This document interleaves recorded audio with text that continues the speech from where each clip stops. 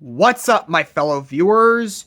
It's me again, and I'm here with my rewrite of Transformers Age of Extinction. Finally, the wait is over.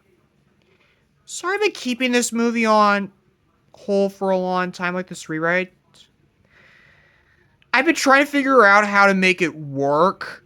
In my opinion, it's okay. Not my favorite Transformers film, but I would take it over the next movie. But anyways, let's just begin. First off, I'm just going to remove the opening scene focusing on the dinosaurs being extinct by the creators. Like, that was literally inaccurate history. Like, the asteroid was what killed the dinosaurs in the first place, not aliens.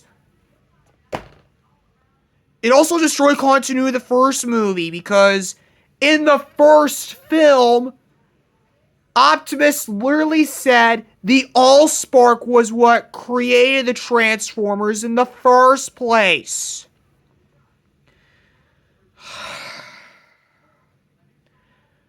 Instead, we're going to replace it with a new beginning that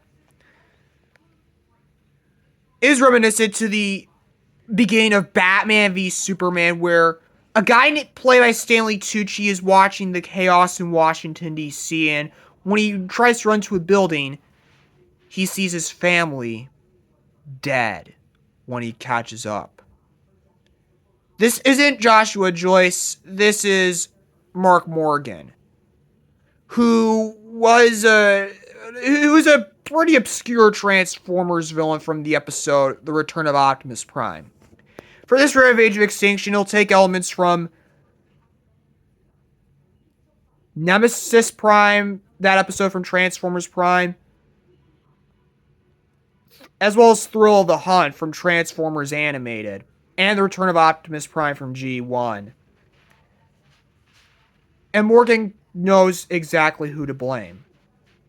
The Autobots. And then we cut to 5 years later after the Battle of Washington, D.C. We have a scene where Optimus is in the aftermath of the Battle of Mexico City, you know, running from not Cemetery Wind, but Mac, who will replace Cemetery Wind, as they are led by James Savoy's replacement, Silas, as they're trying to find Optimus, but no sign of him. We even have this message from Optimus. It's been 5 years since the Battle of Washington, D.C. 5 years since the day the humans have turned against us after we tried to help them save our planet from the Decepticons during that battle.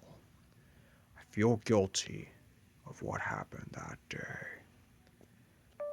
And the scene would end with Optimus, you know, scanning his invasion mode. Like the junkyard truck we saw in the movie. Now it has some context and a reason to exist. We then have a scene where we cut to Texas.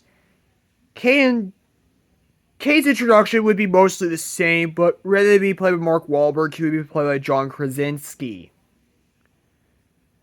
And Lucas would be replaced by Epps.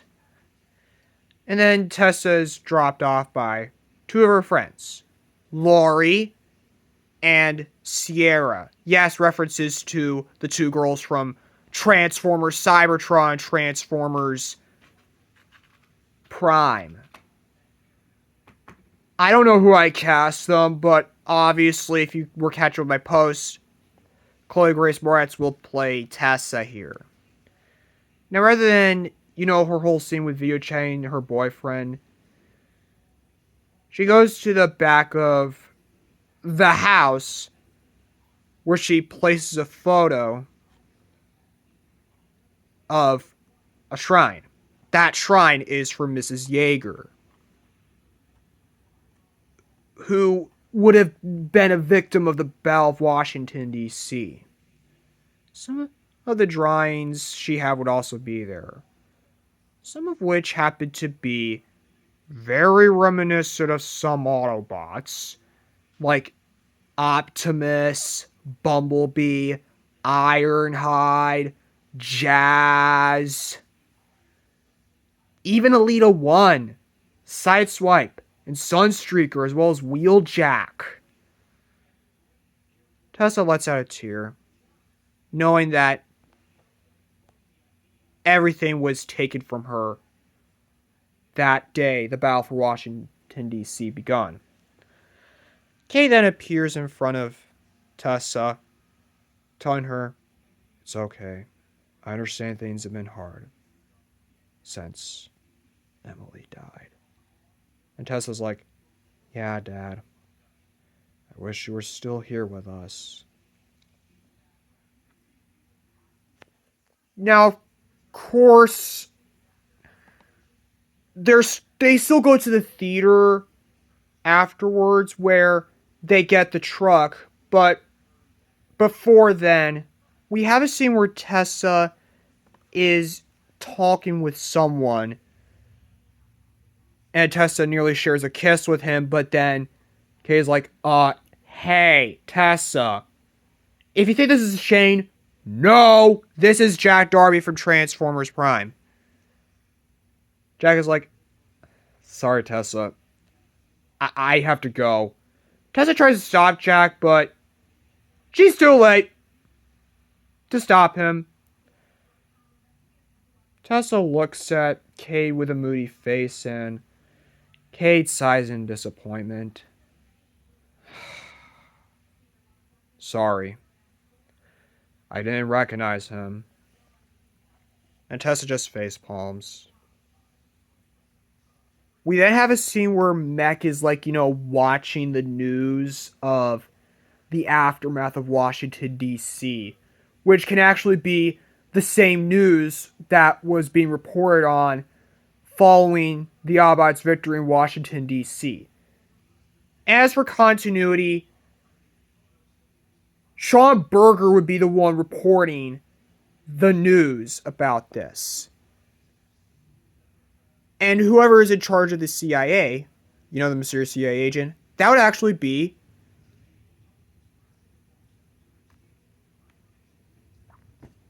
Gregory Softward. Still played by Kelsey Grammer, though.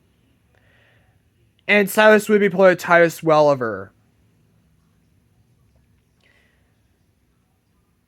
And a lot of the same dialogue would also be there as well. We then have the same scene where Kay and the gang take the rusty truck to, the barn, and when, nighttime comes around,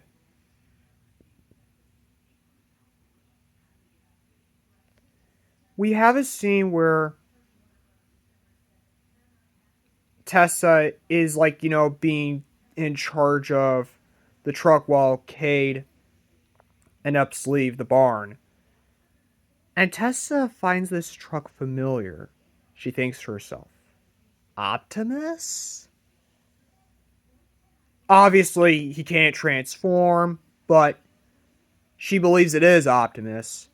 And then we have, the same scene where Ratchet is getting hunted down by Cemetery Wind, now known as Mech in this version. But rather than getting his leg shot off, he manages to grab the missile and throw it at, one of the vehicles so he can escape. But then he is met by a car. And then it transforms. And this happens to be Lockdown, played by Lance Henriksen, reprising his role from Transformers Animated. And Ratchet wouldn't be killed off easily here. Instead, he and Lockdown will get into a fight. Their fight would go down I'd probably say the fight they had in Animated. And we can even get, some dialogue to their history and how Ratchet once met Lockdown while on a mission, which resulted in him and RC being captured. And that if it wasn't for Optimus, Ratchet and RC would be dead. To which Lockdown manages to get the upper hand. We get the whole, where is he hiding? Where is Optimus Prime? We get that same scene with Lockdown, killing Ratchet.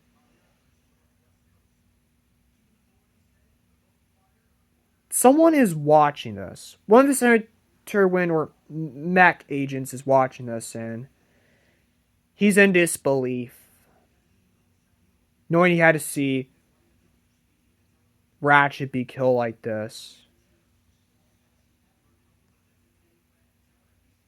Side notes. Silas would have Savoy's backstory where he lost his sister during the Battle of Chicago, or in this case, the Battle of Washington, D.C. And Ratchet can't even have the whole message that Optimus originally sent him when he is being defeated by Lockdown and cornered by Cemetery Wind. We then have the same scene where Softford and the president have that conversation. But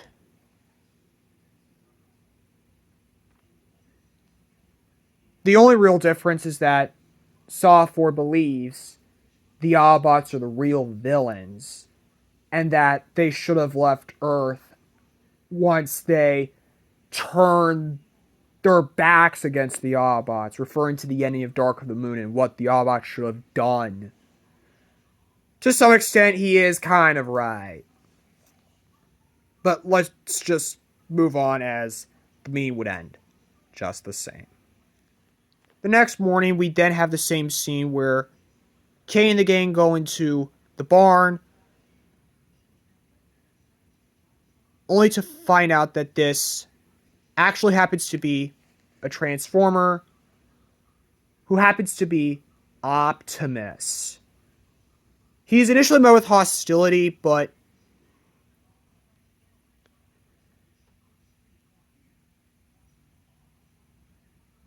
he then starts to calm down. He recognizes Epps, which is what makes him calm down. He initially thinks not Carly, Tessa as Carly at first because they do look the same, but Tessa corrects him. No, Tessa. Optimus then thanks Tessa for correcting him. And of course,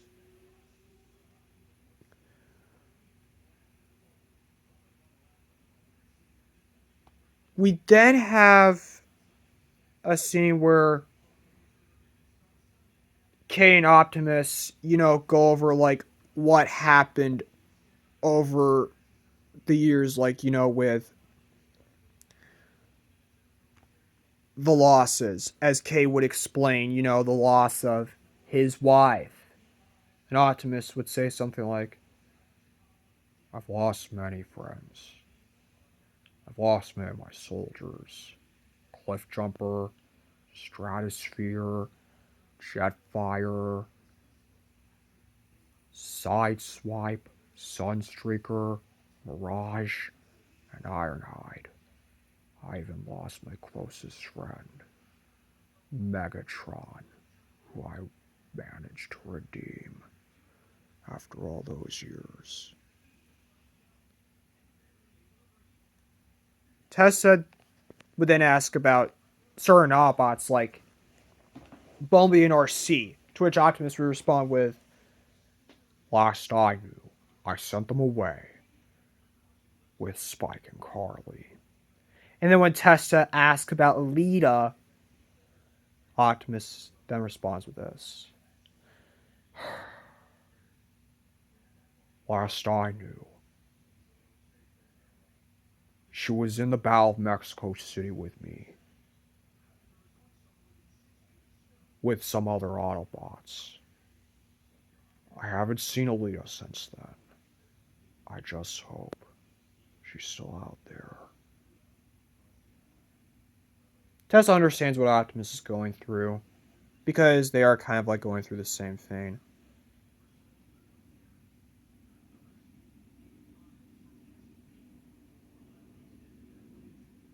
And of course,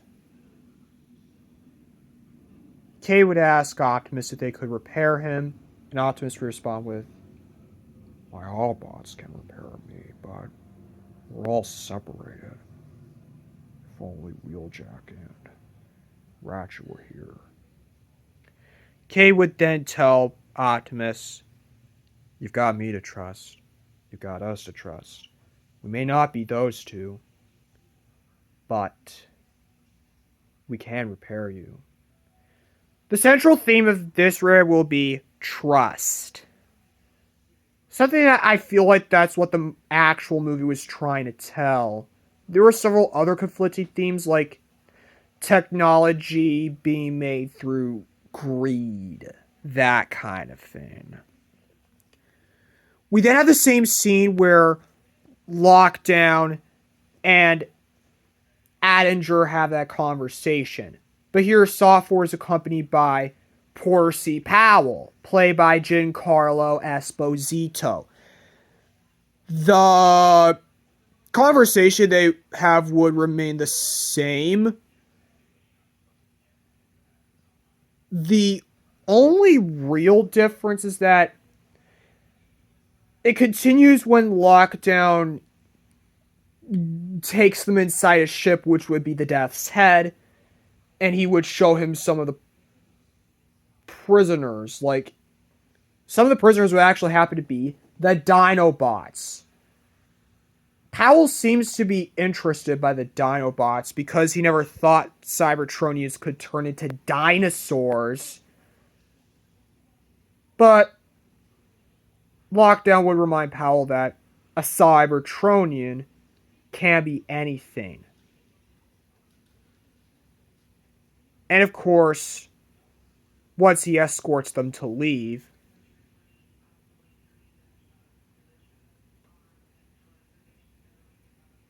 he would say these words: "You all think you're the center of the universe. You have no idea. Just yet." We then have a scene where we cut back to the Jaeger's home, where Epps and Kay are discussing that the truck happened to be Optimus and what they should do. Like, should they really help Optimus, or should they call Mech and inform him that he's in the barn at the Jaeger home? Which does cause some friction between Tessa as well as the other two, for understandable reasons. We then cut to a building called Central Intelligence Agency, where the black car would arrive, and Software steps out, and we have that same scene with Software being given about the information of Optimus's whereabouts. And then back at the barn, Kate and Epps decide that they need to help Optimus because of Epps' history with the Autobots.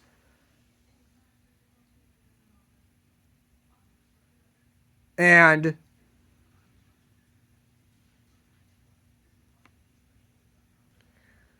when we cut back to the CIA base, there is a communication room with a picture of Optimus in his alt mode when Software enters and tells everyone to leave and take it from here.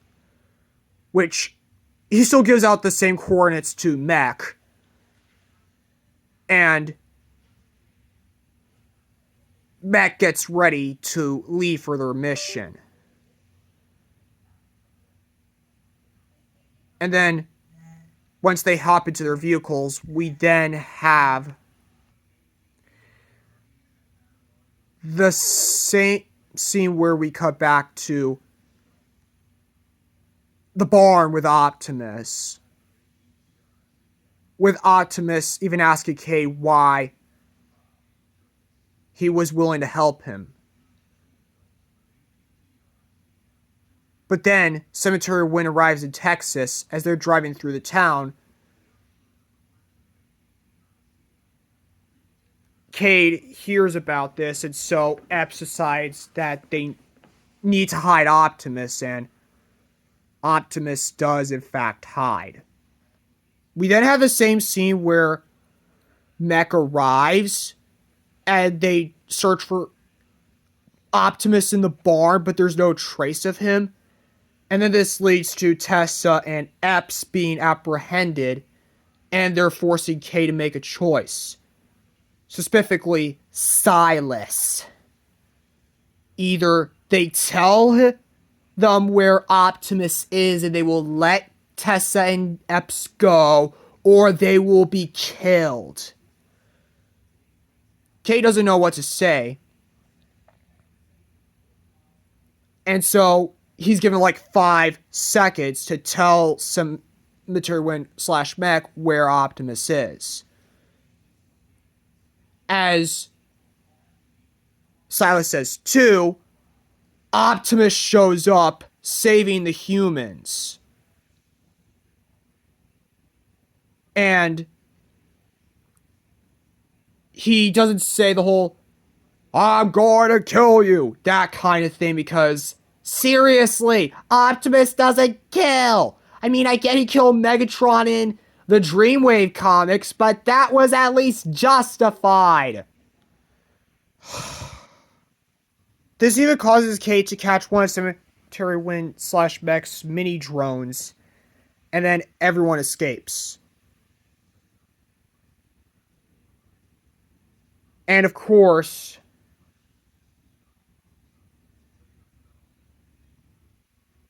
they find a red and yellow race car who tells them to get in.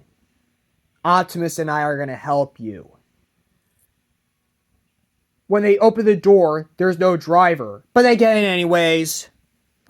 And then we have the same chase sequence with the mech vehicles chasing after Optimus in the game, which doesn't really change. But then the car and Optimus are chasing to a abandoned factory where we get Optimus versus Lockdown. And of course, the race car turns out to be Hot Rod, played by Grant Gustin. Optimus turns around to be shocked, but they're going to have this discussion later. And of course, the fight between Optimus and Lockdown remains the same. And Hot Rod faces off the mech vehicles, destroying them in the process. And when Lockdown is caught in a crane cable, Optimus then transforms and tells the humans to pile into him and escape. But when Lockdown throws a grenade at the humans as they run towards Optimus, Epps is killed. But the Jaegers manage to escape. But they're at a loss for words to know that Epps was killed. We then have that same scene where Silas is calling Softford, and Softford is of course upset. And then when Lockdown jumps off the building, we have the same scene where he walks past the dead body of Epps and then drives off menacingly to reframe that Lockdown is a threat. Optimus of the game then arrive at the abandoned gas station that was in the movie, and Optimus would tell Cade and Tessa to stay in the gas station while he has his conversation with Hot Rod. The scene where Cade confronts Tessa and Shane would be given to Optimus and Hot Rod. But instead of confronting Hot Rod about relationship problems, Optimus confronts Hot Rod for disobeying his orders. But Hot Rod would defend this by saying, I just wanted to help. Optimus would say something like, not yet, Hot Rod. You've still begun your journey. But just no Romeo and Juliet laws. Just no. Next day, we have that scene where Silas and his army catch up with Soft Ford in Texas. And Soft Ford is angry at Silas for failing the mission. And then Lockdown is watching this. And of course, when he's researching about some Autobot locations, he becomes interested in one.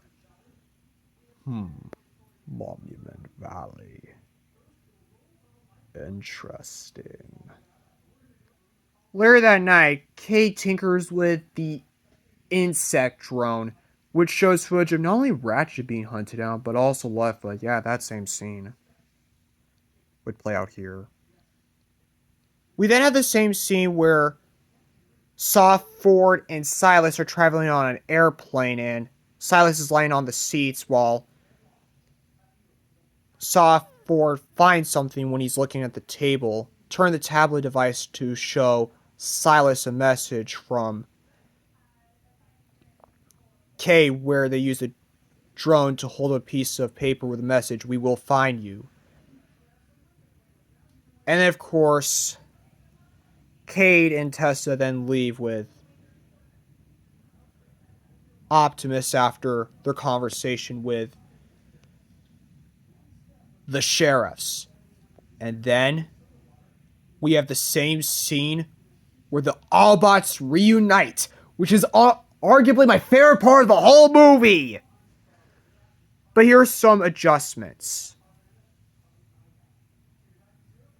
When they arrive at Monument Valley, Bumblebee and Drift aren't the only Autobots there.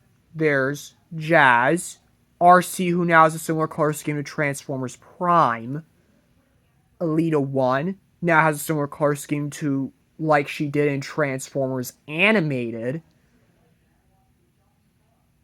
Bulkhead, who is replacing Hound. And Trax, who is replacing Crosshairs.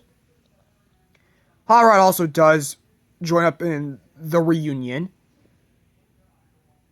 Trax and Bulkhead do threaten the humans. And also, Drift and Bulkhead aren't really the best of bots. Like, they don't get along very well. Because at one point it's mentioned that when Drift was once the Decepticon known as Deadlock, he killed a member of the Wreckers. And that happened to be Whirl. But that's going to be more for a Wrecker spinoff, which I might do in the foreseeable future. Optimus would even convince Bulkhead and Trax that Kay and Tessa risked their lives to save his. They even noticed there are clear tensions between the Autobots, but Alita 1, who has been like the de facto leader, has been watching over what's left of the Autobots. Bumblebee and RC, they retreat to them because of the fact that they were being followed by Mech back when Spike and Carly were expecting their child.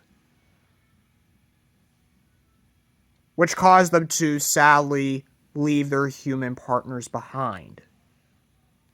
Their fates will be important down the line. We then cut to nighttime where everyone is having like the same shenanigans, like the same stuff are happening. But when Bumblebee comes to face Drift, it's not Bumblebee. This is actually Bulkhead. Here, I want Bulkhead and Drift's relationship to be kind of like Dinobot and Rat Trap from Beast Wars. And Trax also fills in that as well, because you could say maybe Trax was once a member of the Wreckers as well, and may have witnessed Whirl's death. But Optimus, of course, would try to break them up. Same thing with Bumblebee, because he and Bulkhead would have a close history with each other, as well as Hot Rod. But when Bulkhead is out of the fight, he calls for a cage fight between Trax and Drift. But, of course, the fight ends. When Tessa asks Optimus about Drift's past his deadlock, Optimus reveals that he was once a Decepticon assassin known as Deadlock, but after learning the lesson he had from when he was saved by Megatron all the way back in Dark of the Moon, he gave Deadlock a chance to redeem himself and find honor in the Autobots. Which has obviously become a controversial decision amongst them, with Bulkhead and Trax being totally against this, while the others were more keen and interested.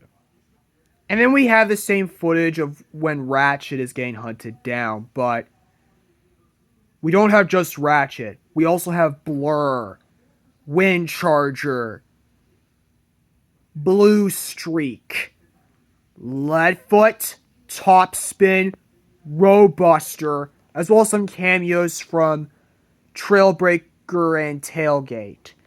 Roadbuster, Leadfoot, and Topspin would hit Trax and Bulkhead, because they were once members of the Wreckers. Leadfoot, Topspin, and Roadbuster were like some of their comrades, and Optimus would see the sympathy they're getting. And of course, Optimus would come to the conclusion that they will find the one responsible for all of this. The church scene would go mostly the same, even when Cade, goes into the KSI building disguised. And the people who run KSI are Powell, Morgan, and Isaac Sumdac, played by George Lopez, who has been in part of KSI after the death of his wife, and he's currently living with Sari. But what he's hiding from his co-workers is the fact that Softford is planning on taking Sari away from Isaac, because he deems Isaac as unfit and will take her away from him soon. Morgan and Powell even have that conversation with the woman they're being escorted by.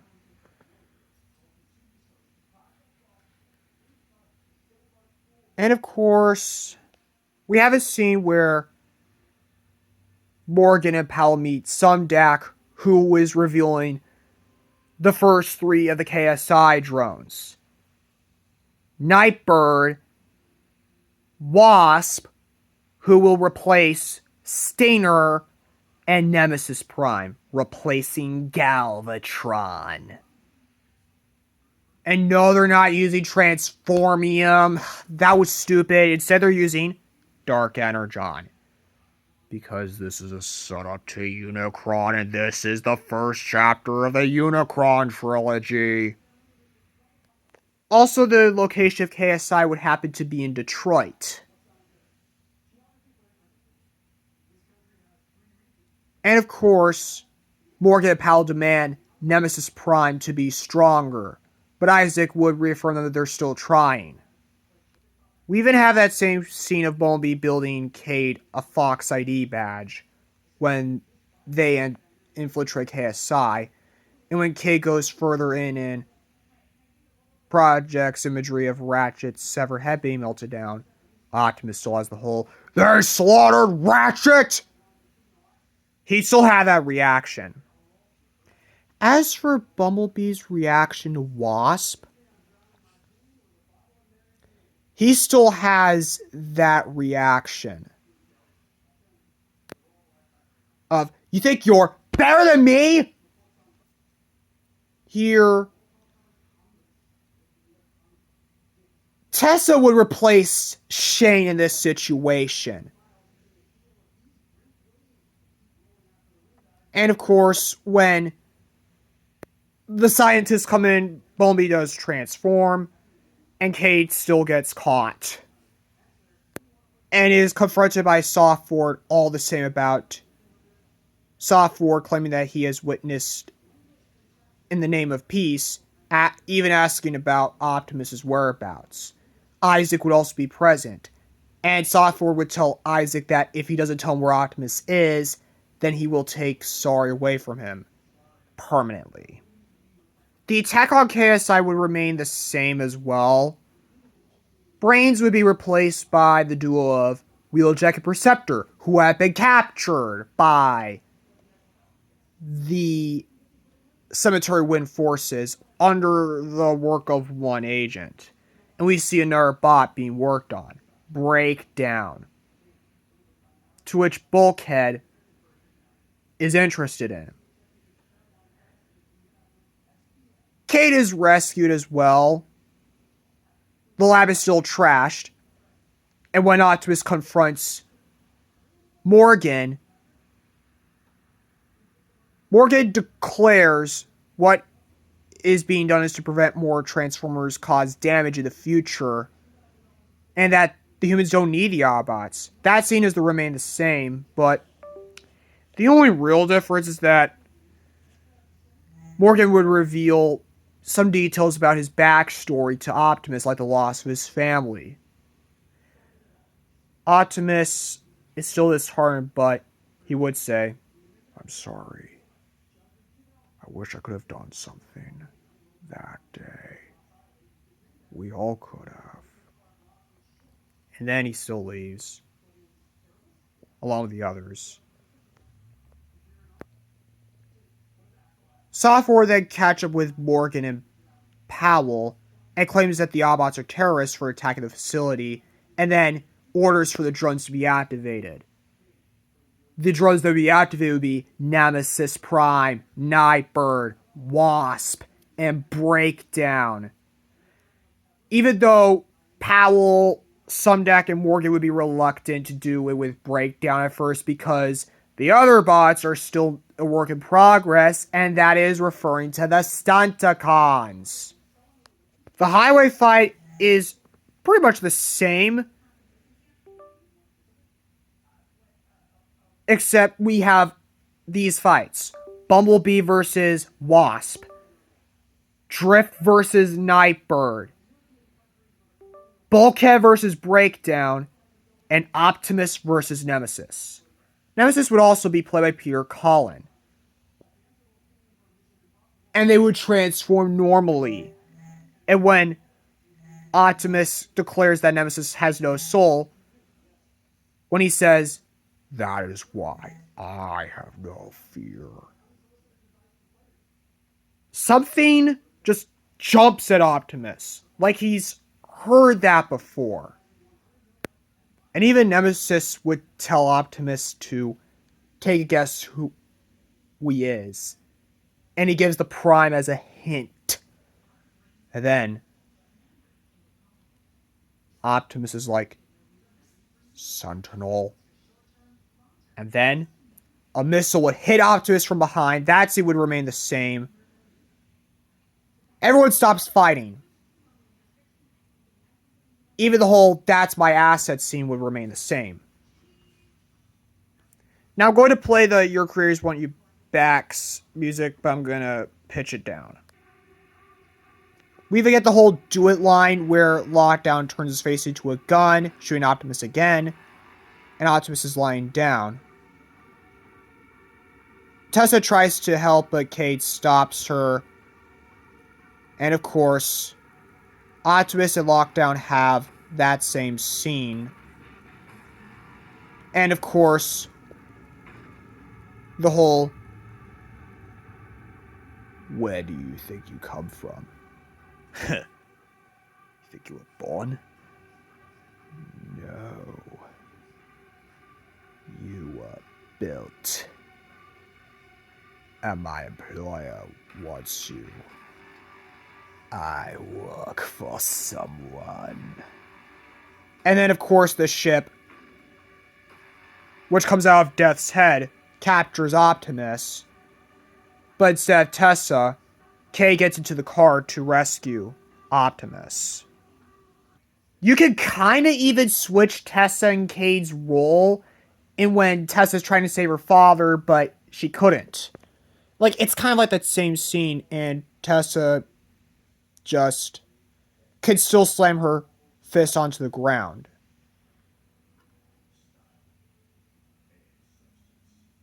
And first she would say, I've lost Mom, and I'm going to lose Dad. But then Hot Rod would come to Tessa, saying, we'll get them back somehow. We then have the same scene where Lockdown takes Optimus to a cell. The only real difference is that we see the corpses of some of the dead Autobots Lockdown has hunted down. He even orders for that civilian car to be disposed of, where Optimus is in his cell with the Dinobots. One of them is looking at him, and Optimus knows who that one is. When the city of Detroit is panicking, Ettinger would reaffirm that his team is on the way now. And even sending Silas to rendezvous with Lockdown. And as payment for Prime's capture, Lockdown would give Silas and his crew a dark energon crystal. And of course, it would also be mentioned that Silas knew who Arkaville was, implying that Arkaville may have worked for Mech, or KSI more likely. The gang of Autobots would then get on the ship. Everything on the ship, the whole shenanigans would remain the same, as well as with the Steel Jaws. And while Tessa rescues her father, when they're in like the night armory, Trax would deploy the ship's cables, which would fire to the Willis Tower, or just a random tower, preventing the ship from breaking atmosphere. And basically, when the other Autobots locate Optimus, it's revealed that the section of the ship they are on can separate from the main body. And they, of course, escape. It even trims down the dogfight. Yeah, the dogfight doesn't exist, unfortunately. Back at KSI, we get that whole scene where it's decided that all equipment is to be moved at the Beijing factory to continue operations. And Somdak being concerned. as he has begun designing a kill code just to make sure that if anything goes wrong, then the drones will have to be shut down.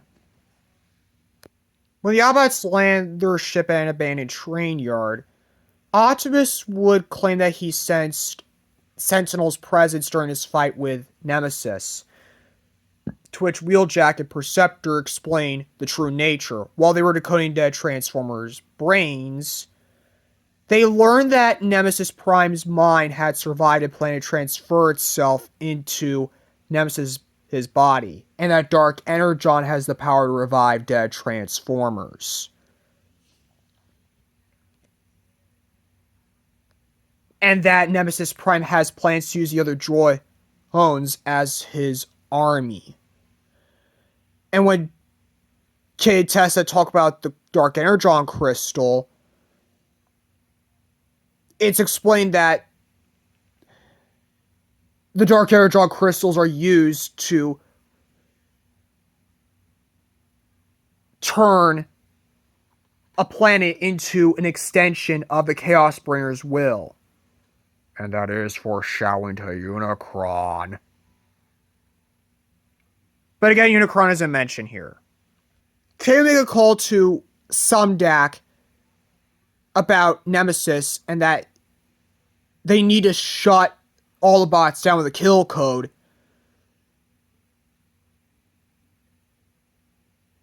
And then, when the scientists are experimenting on the Dark Energon, Nemesis Prime awakens and awakens the other drones to do his bidding. And then they start storming the base, killing several scientists and mech soldiers. And of course, Morgan is among the named scientist who is killed. However, Sumdac and Powell escape before things fall in the wrong hands for them. Now, Sentinel/Nemesis' goal is to infect the city with Dark Energon to awaken their master. And that this is a callback to Dark of the Moon. He suspects that the pillars, or at least one of the remaining pillars, can be a good use to make sure they can successfully infect the city. We even have that scene where Powell's throwing a tantrum in his office while Sumdac escapes, watching. We then cut to the ship flying over the Great Wall of China. And of course, Optimus says that once they get their hands on the Dark Energon crystal, the Autobots will leave Earth and that they're done protecting humanity. And we get that whole having faith scene, which is one of my favorite parts of the movie.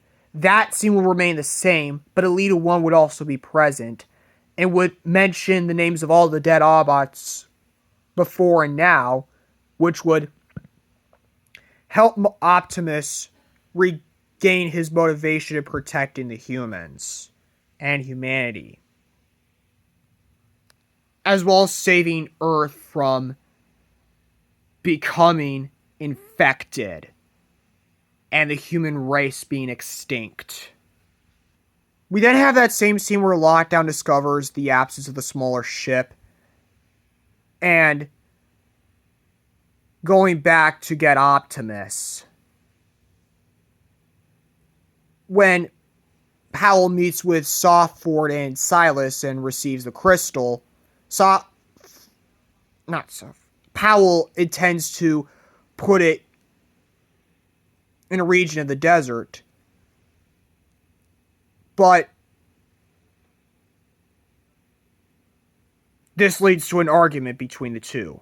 While Isaac seeks the help of Kate and Tessa as he continues.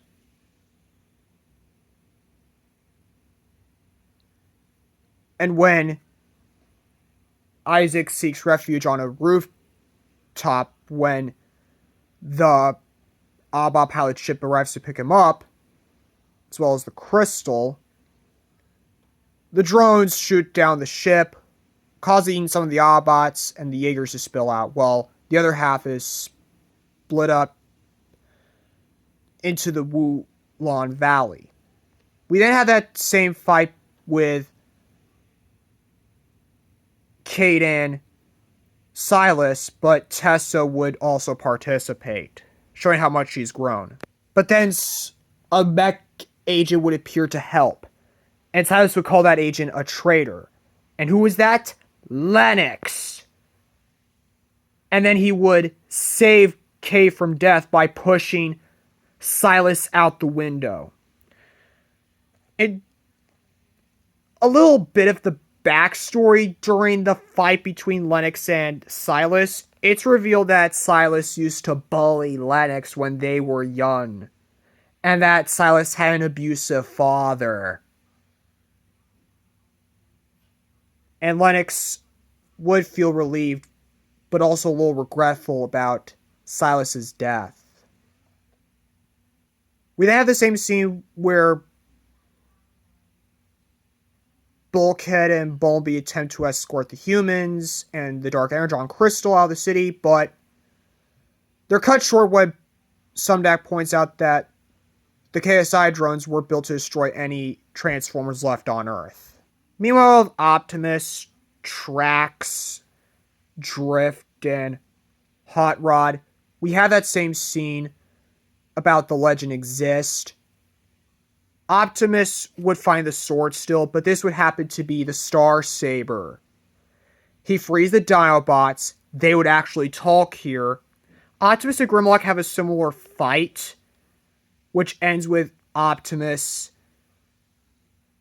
petting Grimlock, akin to Hiccup petting Toothless in How to Train Your Dragon. And then the Dinobots would be more G1. Grimlock, Swoop, Slug, Snarl, and Sludge. They would then participate to help the other Autobots. And then we get the same epic battle between the Autobots and the KSI drones. Bumblebee has his rematch with Wasp, which ends with Wasp's death. Nightbird escapes. And Optimus and Nemesis have a rematch. Here, Nemesis would also find the Cosmic Rust Cannon, which probably been in KSI possession, and it's a pretty big fight. And rather than the magnet, that would be replaced with the Stunticons, who would now be activated to form Menasor as he fights off the Dinobots and the Autobots. And Menasor would be shot down by Lockdown Ship Death's head, which kills Motormaster, injures Dragstrip, but Wild Rider, Deadeye, and Dragstrip would also be killed by the Autobots. Kay would leave Tessa with Bumblebee and Hot Rod, as he wishes to fight alongside Optimus against Nemesis.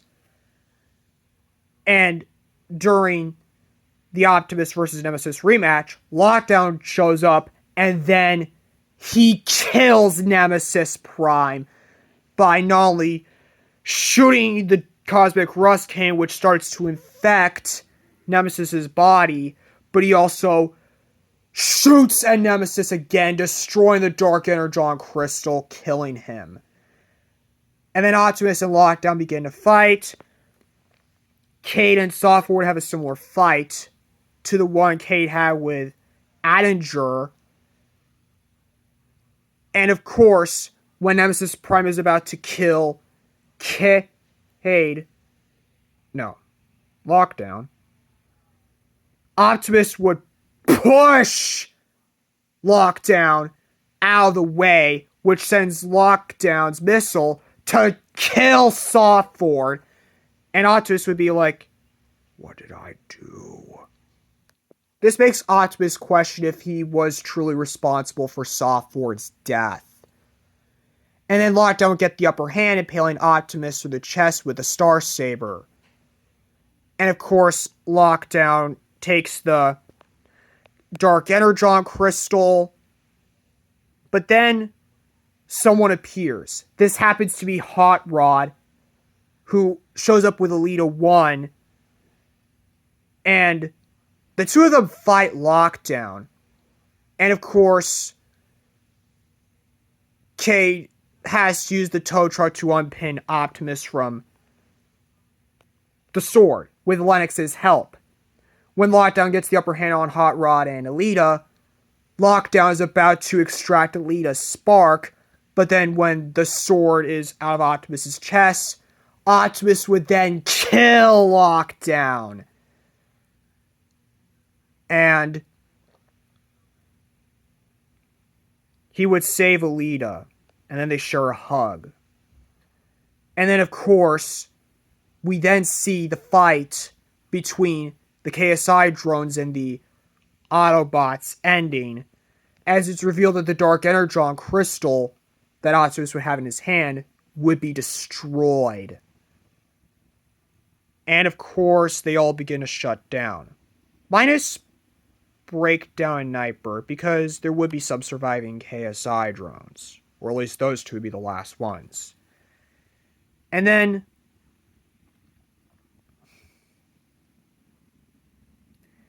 it's revealed that the Dark Energon crystal was implanted with the kill code that Isaac had implanted in with the help of Wheeljack and Perceptor. When the Autobots, the Jaegers, and the Dinobots all regroup with that same scene, Jack would show up along with Tessa, who he was babysitting. Tessa and Jack reunite. They even share a kiss, and Cade allows them to do so. While Sorry would now be in the custody of Isaac. Powell would also be arrested for his crimes and helping, mech with their actions. Optimus would even declare the Dinobots free as they head off for something like Dinobot Island. And then Optimus would leave Hot Rod with Tessa, and he would give out the same speech Peter Cullen's brother gave to Peter. If you're going to be a hero, be a hero. Be strong enough to be gentle. And then Optimus would head off into space, sending the same message to whoever sent Lockdown. To leave planet Earth alone, because he is coming. But that's not it. We have an after-credits scene where someone in the shadows has heard about Lockdown's death and what happened with the Dark Energon crystal. And then it's someone. Megatron, do you seek to finish the job for us? Yes, I will. For I am reborn. Yes, Megatron is back. Now with a similar design to the one he had in the last night. But his return will be explained in the next movie. And that's it for my rewrite of Age of Extinction. This is a pretty long one, but I hope it was worth the wait in the end. Anyways, I will see you all in August when I rewrite Transformers The Last Night, which will now be called 5 Faces of Darkness.